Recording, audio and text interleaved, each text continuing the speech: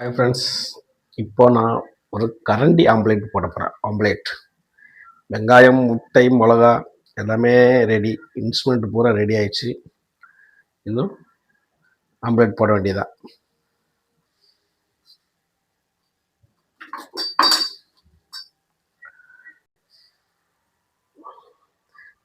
எண்ணெய் சூடாயிடுச்சு.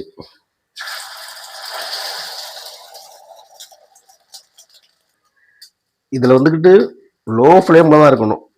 அப்படின்னா தான் வெங்காயம் எல்லாம் வேகும். நம்ம ஃபுல் வச்சிட்டோம்னா கறிகிறோம், உள்ளே வெங்காயம் வேகாது. அதனால் லோ ஃப்ளேமில் தான் கரண்டி ஆம்லேட் போட விட்டுருக்கும். திருப்பி போட்டாச்சு. இன்னும் ஒரு நிமிஷம் 1.5 நிமிஷம் வெந்துடும். பார்த்தீங்களா எப்படி பஞ்சு மாதிரி இருக்கு.